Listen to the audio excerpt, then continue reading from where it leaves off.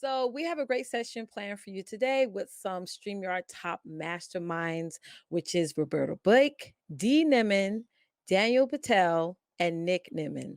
Let me introduce you to our panel. Okay, so we got Mr. Roberto Blake. He is a creative entrepreneur and founder of Awesome Creators Academy, a coaching program that helps influencers and entrepreneurs build their brand online.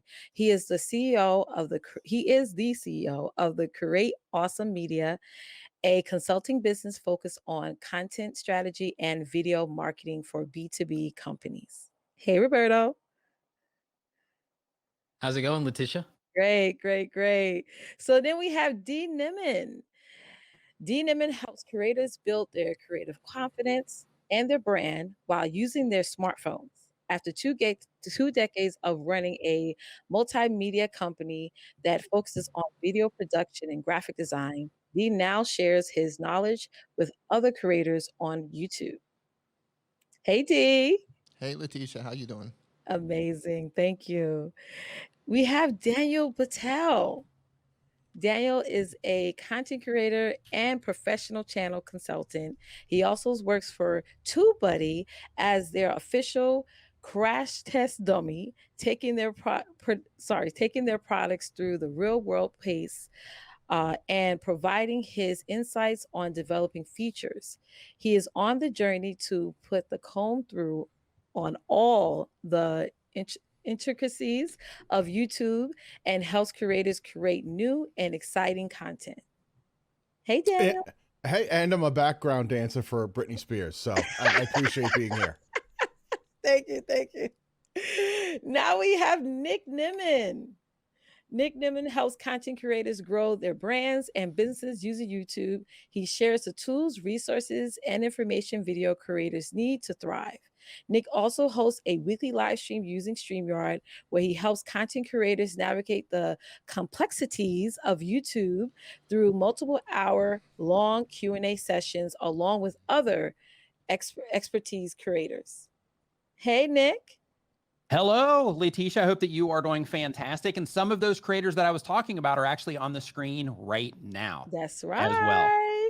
That's right. So today's session, level up your live stream and with StreamYard Mastermind session. You will learn how you can level up your live stream game.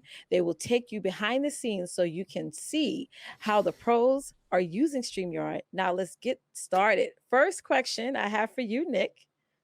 You ready? I am super ready. That's right. So how do you use StreamYard? Me personally, I use StreamYard on my live streams that I do every single Saturday. I also use StreamYard with the ATEM Mini, so I can do things like this in terms of, switching through the cameras and all of that. And another thing that I use the live streams for, most importantly, is to be able to bring guests onto my live streams as well. For me personally, being able to just send somebody a link, through an instant message or through an email and just have them pop right into the show that's as easy as it gets. So, for me, that's a really valuable thing. I also use it so that I can record quick videos when I need to, because every now and then somebody will need like a promo video or something. So I can use it for that as well. And in addition to that, every now and then I'll also use it for conferencing. So like if Dee and I want to have a quick conversation, one of the things that we'll say is, hey, where do you want to meet? And, we'll just send each other a StreamYard link back and forth. We'll hop in there and we'll just have the conversation inside of StreamYard. That's right. Thank you. So Roberto, how has StreamYard helped you reach and connect with your audience? Well, Letitia, it's something that I've actually been using to do a lot more live streaming. Nick usually streams on Saturday morning. And for one thing, it's great connecting with him on Niven Live. So that's been very convenient. I also use it for my own live streams on Sunday in the afternoons. And then over in Awesome Creator Academy, we actually use StreamYard for our weekly live Q&A sessions that we do on Tuesdays with our paying members. And we use that so that everyone can go ahead and have the opportunity, if they want to come on camera, engage, interact, and ask questions directly to me and Andy Rivera. She's the other coach in Awesome Creator Academy. And so we use it directly in our business We use it on my content on YouTube. And I also use it for my podcast, the Create Something Awesome Today podcast. And I'm trying to get back to doing that weekly. And it's just fantastic. It lets us easily invite guests. I've had basically everyone on the panel here as a live stream guest on my YouTube channel before using StreamYard. Awesome. I'm glad to hear that. All right, let's hop on over to Dee. Dee, the question for you is, which platform do you like to stream to?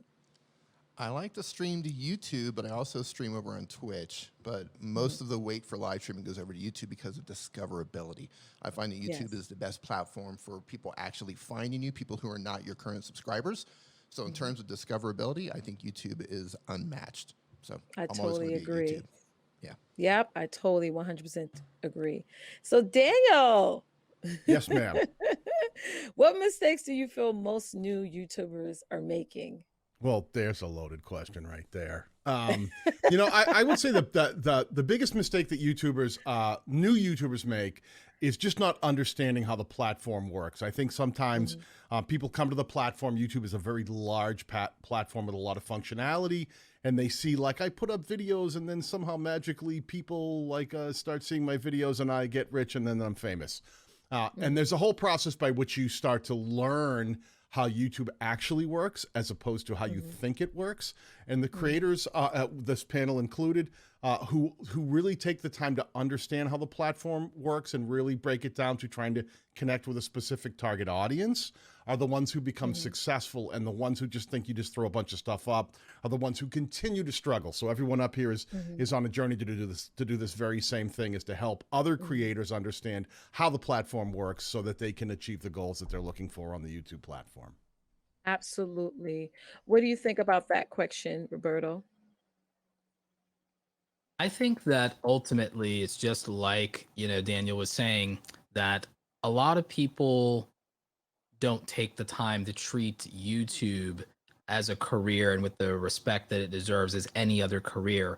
If you were trying to be an entertainer in the world of music, Daniel has some experience with that, you would have to give it the respect and the care to learn your instrument, learn the jargon of the music industry, how to negotiate on your own behalf. You'd have to learn how to network and make connections. YouTubers take a lot of this for granted, and it's also because it usually starts off as a hobby at first, and then people then find themselves accidentally with a career or a business and don't know how to change their mindset from being a hobby creator to being a career creator.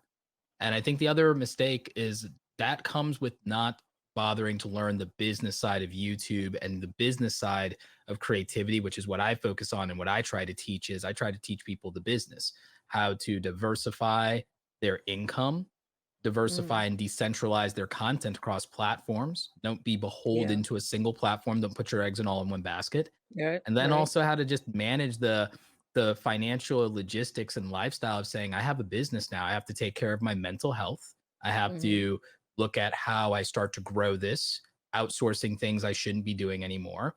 What new skills do I need to develop? What things do I need to let go of because it's not in the best interest for me to focus on that instead of focus on my zone of genius? So I try to teach people to think of it as a career and a business, treat it with respect, be patient, and realize that just because you started doing everything yourself doesn't mean that that should continue. Right. Totally agree. So Nick, do you feel live streaming helps or hurts someone's main YouTube channel? It depends on the live stream. And the reason that I say that is because you can use live streaming to a lot of benefit. You can also use live streaming in a way that does work against you. So to put that into a real life example, let's say that you have a channel about cooking and your live streams are where you go live and you're just hanging out and you're just simply there to interact and nothing really else that you're offering your audience. Or you start talking about the phone that you got or the new headphones that you picked up or, whatever else that is going on in your life without thinking that the people that you are actually in front of, they're coming to you for things about cooking. So the conversation in that scenario needs to be something related to cooking because those are the people that are currently coming to you for the content that you're putting out. So when you are using your live streams in that way and you're thinking to yourself, these are the people that I'm trying to reach. these are the people that I'm serving. And when I go live, I need to make sure that I understand what they come to me for so that I can continue to give that to them during the live stream. Then your live stream is going to be fine.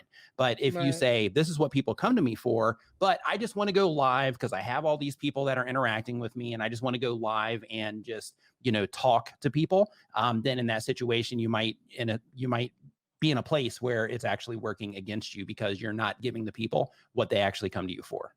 Absolutely. So would you guys agree that having a goal in mind is like extremely important, whether you're going live on YouTube or anywhere else for that matter, right, guys? Yep. Absolutely.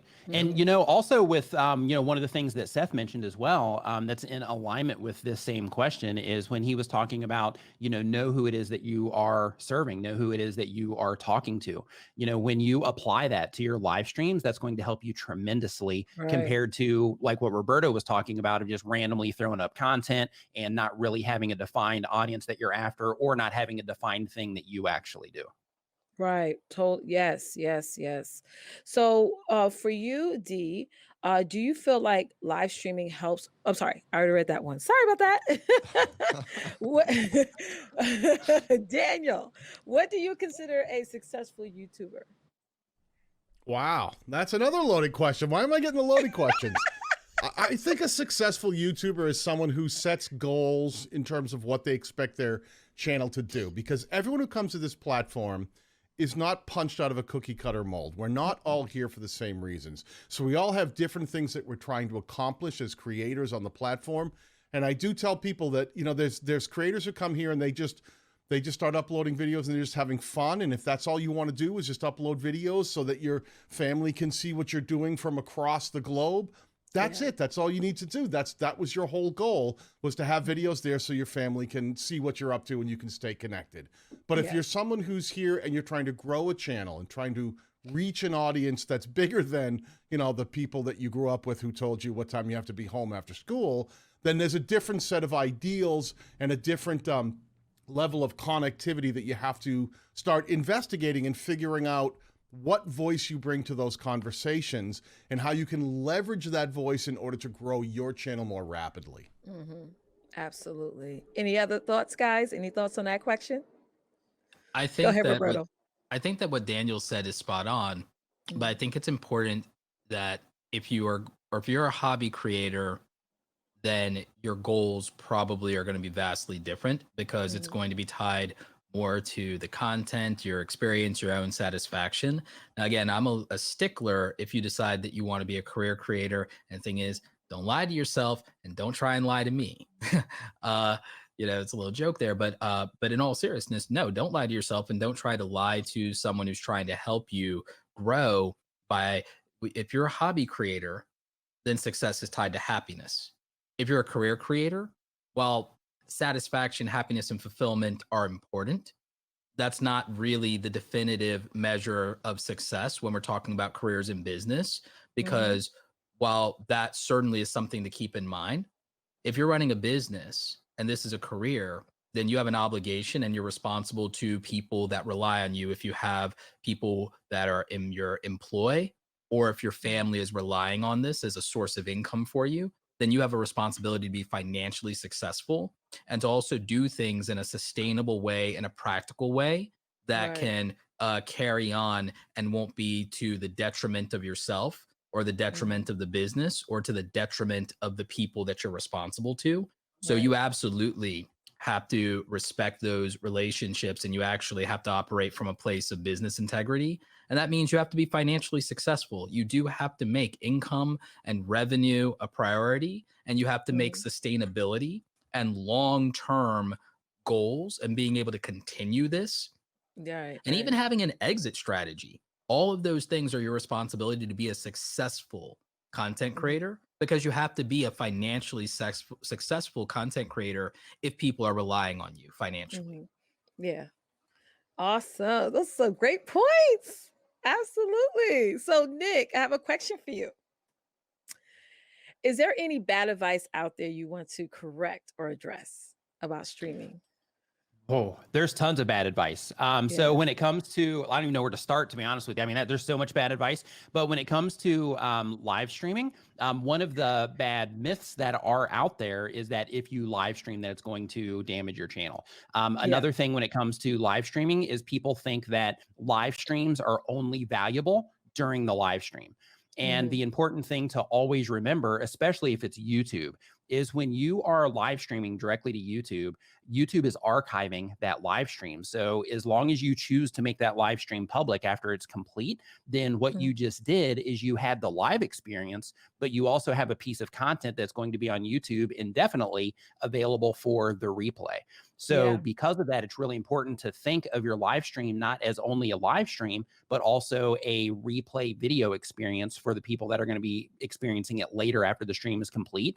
And what that means is it's important to make sure that when your live stream first starts, that you are telling people right out of the gate, this is what it is that we're going to be doing in the live stream today, so that people that are coming in on the replay know this is what it is that I'm, that I need to expect from this particular piece of content. And that as you're putting everything together, you try not to waste time, especially in the beginning. You try not to waste time if possible, and you try to get to the content as fast as you can so that it also makes a great replay experience as well. Now, in addition to that, you can also use live streams just as a piece of video content. So, people think that, hey, I got to go live, there's got to be a bunch of people there. But in reality, you can live stream to 0 people, but you create a piece of video content live, and then you have that available for the replay on your channel as well. So there's there's different ways that you can look at your live streams, but when it comes to YouTube specifically, live streams are extremely valuable, and you can still get lots of views on live streams, even though people think YouTube is a video platform.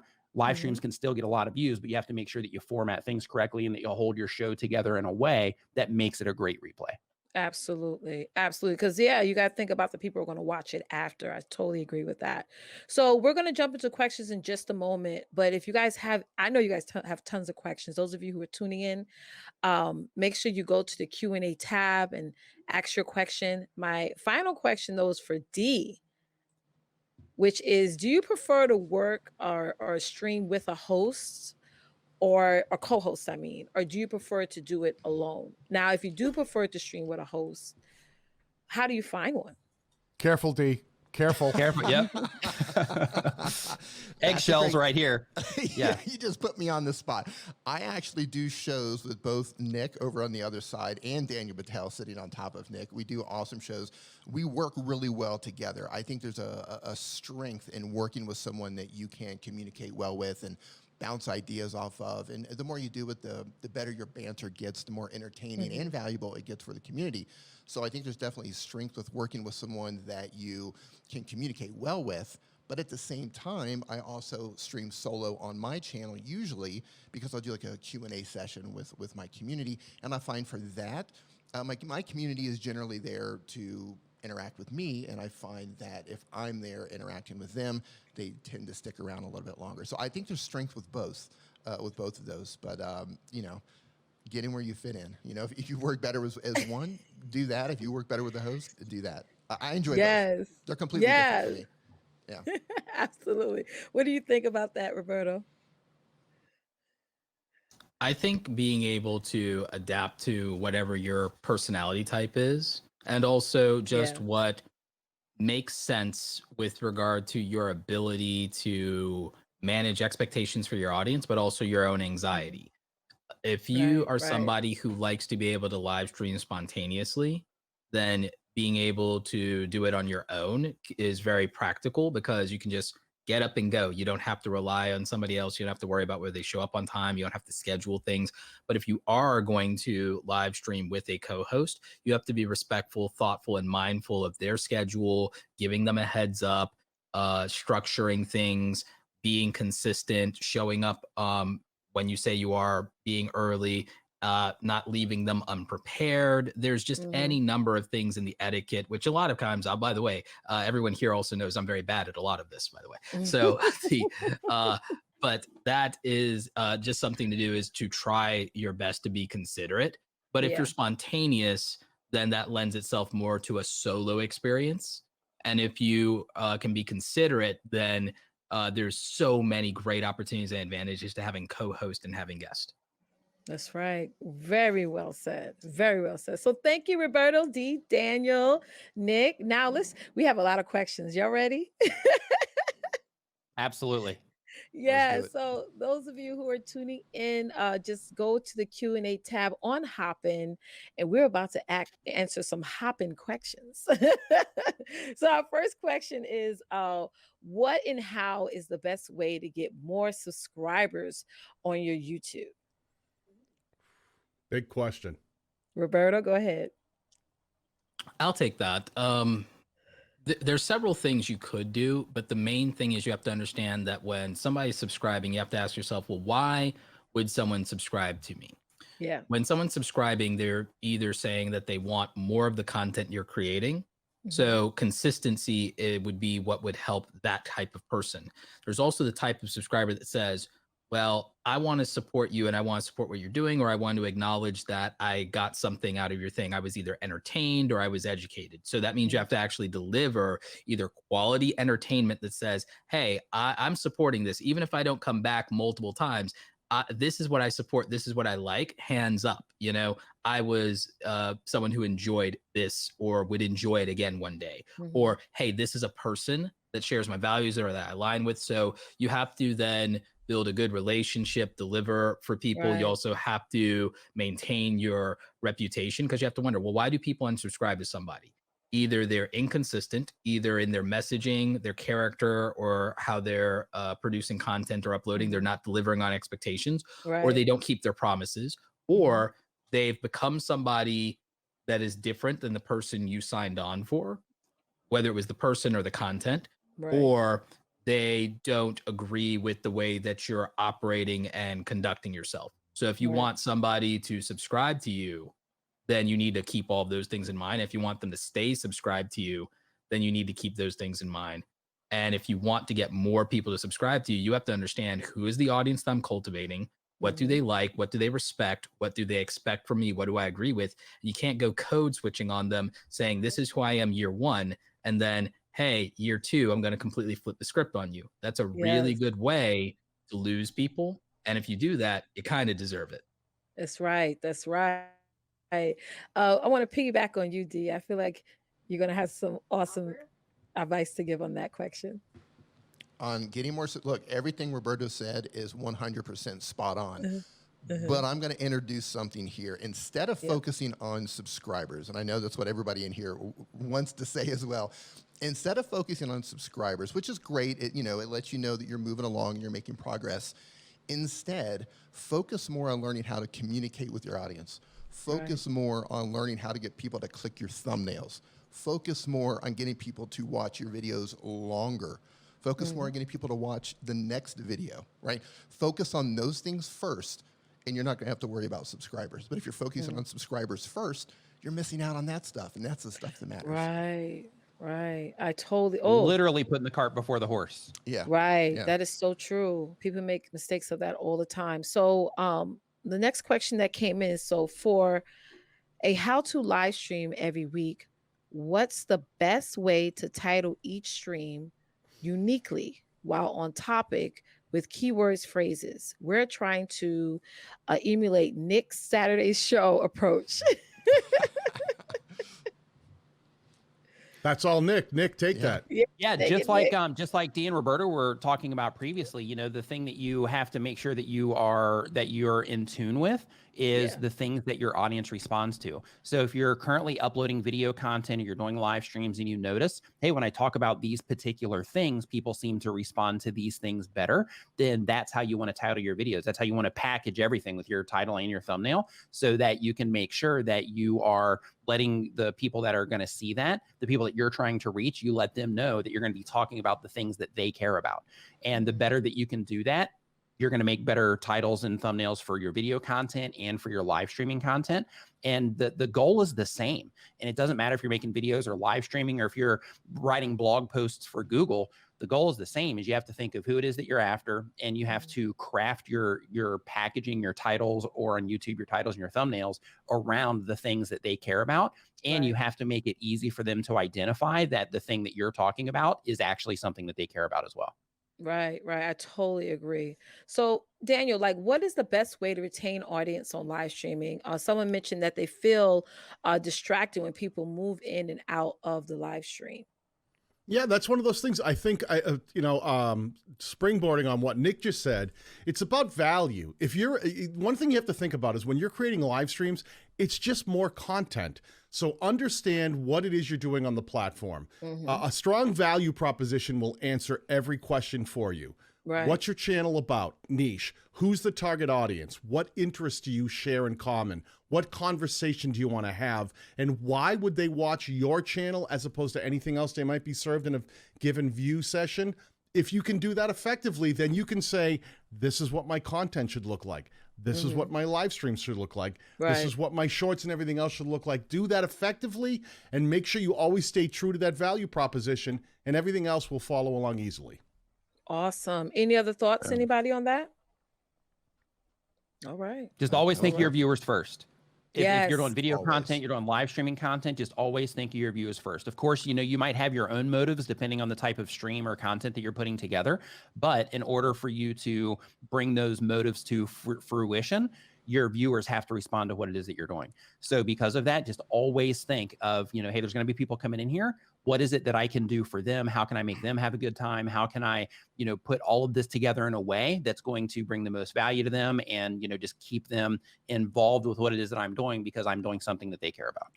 Format and structure is a way to respect the audience by having a plan for them and also respecting their time and not wasting it. And so when you have a format and structure, then you know that like every section and segment, every X amount of minutes is something that is interesting and valuable and is enough to keep people around, and also is something that if people are just coming in, they have a jump in point. You also, with structure and formats, give yourself a really good opportunity to repurpose content through doing clips and having individual segments and things like that to let you have micro content for later and to be able to promote the brand. Because with live streaming, it's an opportunity to create content at scale and to get content for multiple platforms beyond whatever your main platform is. I think the other issue is that people are still reluctant to be platform agnostic. And I think that right now, the most important thing creators can do is diversify and decentralize. That's right. Bam. Diversify and decentralize. Straight up. You heard it here first. You heard it here first. That's right. A Roberto Blake exclusive here. So Dee, for a team that is creating a series of live streams, is it a problem to rotate amongst hosts each time? If you're creating a series of live streams? Yes. I don't think so, but you have to understand that each host is going to bring their own personality to the show. Yes. So you might find that certain people of your, certain groups of your audience might gravitate towards one host over than the other. So it's something you're going to have to test out to see how it's going to work out with your particular audience. But I don't see a problem with it if you're doing a bunch of different types of shows. But I wouldn't change hosts between the same type of show. Right, because you can get into that host overload if you have one particular direction of the show, but you're having different hosts from different industries, different walks of life. It just makes it like it's all over the place, right? Yeah, I mean, that's why I goal think- is so important. Yeah, it can definitely work, but it's something you're going to have to test out to see how it works with your audience. Right, right. So, I just don't want this to be over, but this was amazing. So, big thanks to Roberto, Dee, Daniel, Nick. You can find these amazing, handsome gentlemen over on StreamYard YouTube channel. So go over and check that out.